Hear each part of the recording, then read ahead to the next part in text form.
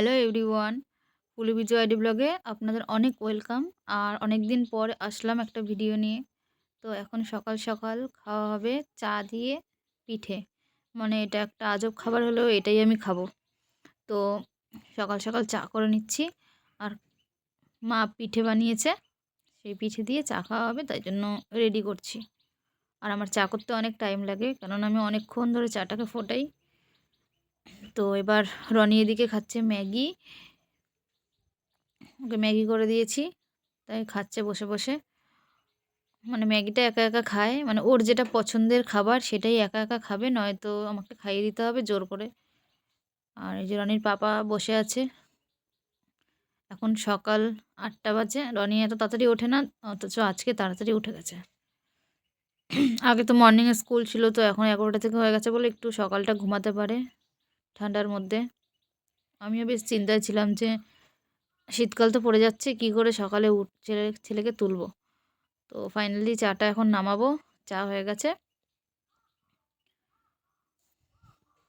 তো জানি না আমার মতো আজব খাবার আর কে কে খায়। তো আমার সেই সব খাবারই পছন্দ, মানে টেস্ট লাগে যেই সব খাবার স্বাস্থ্যের জন্য খুবই ক্ষতিকর।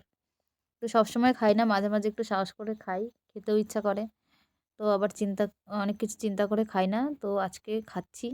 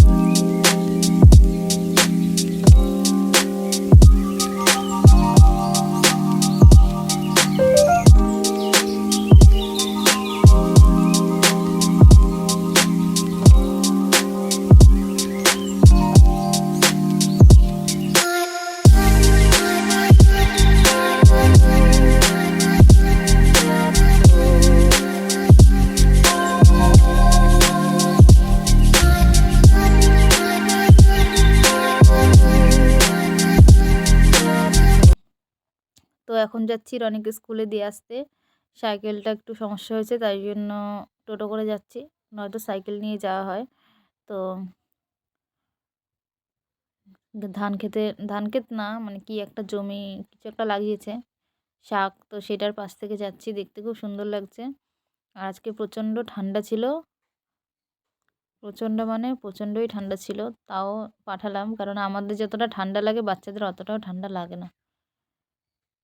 মানে মোটামুটি শীতকালটা রনি যে স্কুলে যে সোয়েটার পরে যাচ্ছে, বাড়িতে সোয়েটার পরতেই চায় না, কেন জানি না। যখনই সোয়েটার পরার কথা বলি তখনই বলছে যে আমার গরম লাগে মা। মানে সোয়েটার পরবে কি দেখলেই ওর গরম লেগে যায়। তো স্কুল থেকে ছুটির পরে রনিকে নিয়ে ডাইরেক্ট চলে এসেছিলাম। পাশেই ছিল আমাদের একটা পিকনিকের ইনভাইটেশন ছিল, তো সেখানে গেছিলাম। তো এটা একটা পার্টির তরফ থেকে ছিল পিকনিকটা। আর আমার সাথে গেছিলো মা, মানে স্কুলে দিয়ে বাড়ি চলে গেছিলাম। তারপরে বাড়িতে গিয়ে একবারে রেডি হয়ে মাকে নিয়ে স্কুলে এসে তারপরে রনিকে মানে রনির একটা ফ্রেন্ডের বাড়ি থেকে রেডি করিয়ে নিয়ে তারপরে এসেছিলাম পিকনিকে। কোথায় এসছিস? কোথায় এসছো তুমি? আমি কপি আনতে এসেছি। কোথায় এসেছো? কপি পিকনিকে। পিকনিকে বললেই ধরে নিয়ে যাবে। আনলাম বাঁধাকপি, ক্যাবেজ। আজকের তপবনে যারা উপস্থিত রয়েছেন সকলের কাছে একটি বিশেষ অনুরোধ, আপনারা এখানে যে ফুল এবং বিভিন্ন রকম ছোট ছোট চারা গাছ আছে। রনির স্কুল থেকে আর একটু সামান্য হেঁটে গিয়ে এই তপবনটা আছে। তো তপবনটা নতুন হয়েছে। তো এই প্রথমবারই তপবনে ঢুকলাম পিকনিকের জন্য। তো এখানে পিকনিকটা হচ্ছে, কত সুন্দর সুন্দর গাছ লাগিয়েছে, বাঁধাকপি মানে চাষের জিনিসও লাগানো আছে, আবার চারিদিকে শুধু আম বাগান, এখানে আবার নতুন করে কিছু তৈরি হচ্ছে। তো যাচ্ছি, মানে ঘুরে ঘুরে দেখছি চারিদিকটা, কোনোদিন তো ঢুকিনি, আজকেই ঢুকলাম। রনিও দেখছিল ঘুরতে ঘুরতে, মাও দেখছে, খুব ভালো লাগছিলো দেখতে, চারিদিকে শুধু গাছপালা লাগানো। আর ওই জায়গাটা হচ্ছে খাওয়া দাওয়া হচ্ছে, আবার ফাংশানও হচ্ছে, মানে গান হচ্ছিল, খুব সুন্দর লাগছিল শুনতে। তো মনে হচ্ছিলো যে গান শুনেই যাই। আর বাড়ি যেতে ইচ্ছা করছিল না, কিন্তু বাড়িতে যেতেই হবে, কেননা 3:30 থেকে মিশোকে পড়াতে আসে বাড়িতে। কি গাছ? আরেকজন পৌরমাতা ও মা, এগুলো কি গাছ দেখো তো। তাই? শর্মিষ্ঠা কুণ্ডু মহাশয়কে পুষ্পস্তবক দিয়ে বরণ করে ও ঠিক আছে। মণ্ডল মহাশয় কি এগুলো? সর্ষে গাছ। সব জায়গায় যাবো। মা ওখানে যাবা টাকা ওই দেখো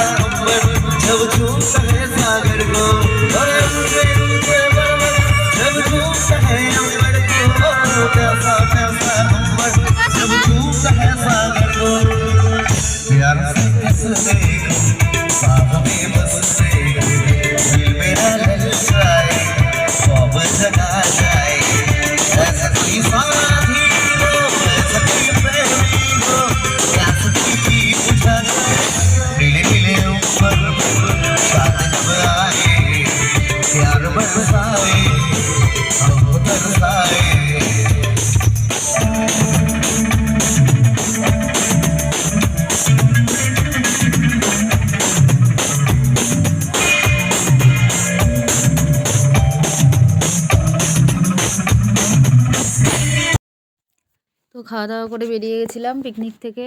মানে আরও থাকার ইচ্ছা ছিল, কিন্তু থাকতে পারলাম না। রনির যেহেতু পড়া আছে তাই জন্য, কারণ পড়াটা সবসময় আমার কাছে আগে, তারপরে অন্য কিছু।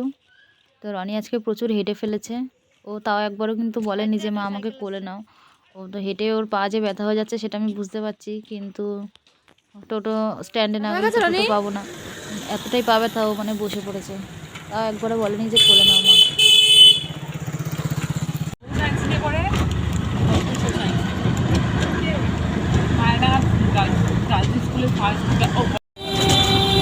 আমরা দেখেছি ওখান থেকে দেখেছি।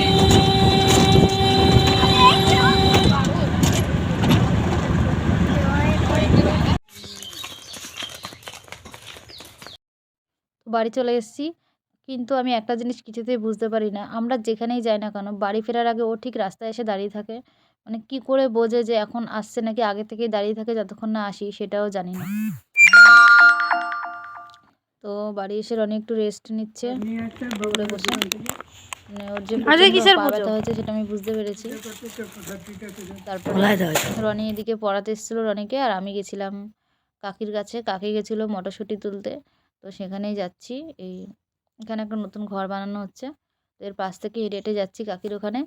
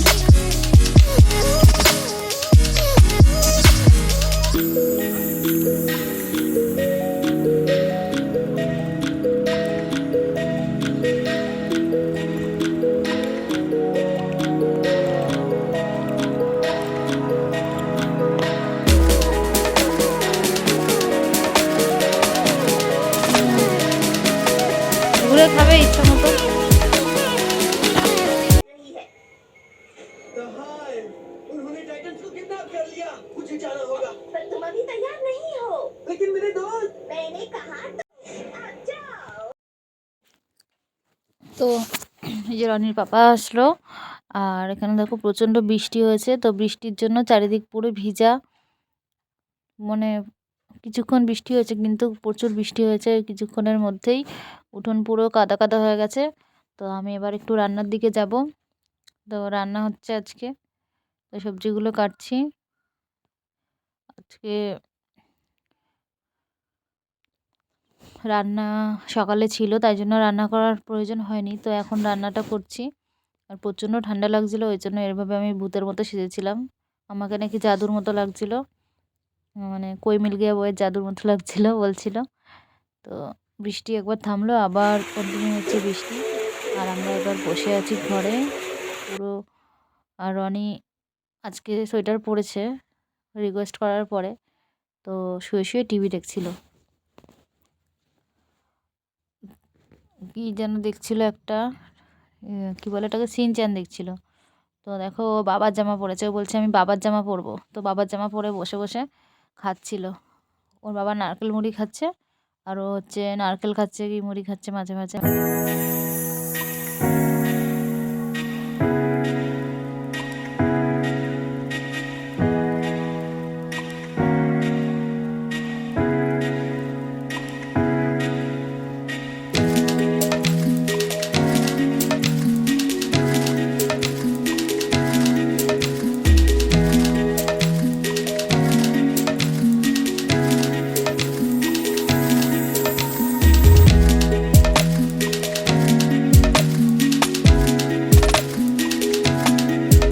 রনি কার জামা পরেছিস? এটা কার জামা? হ্যাঁ, বাবা কেন বাবার জামা কেন পরেছিস? কি ফেলছো? আরে নারকেল খাওয়া খাওয়া ফেলা পিঁপড়ে আইব। পিঁপড়ে আসবে কিন্তু। এই যে এইটা ফেলাই এখানে ফেল, আস্তে আস্তে রাখ, আমি পরে তুলে ফেলে দেবো। ওখানে রাখ, এখানে রাখ।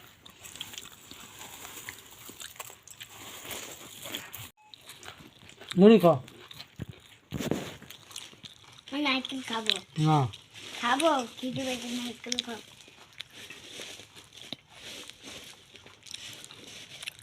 বাচ্চা বলবান খায় না। কিনে খাই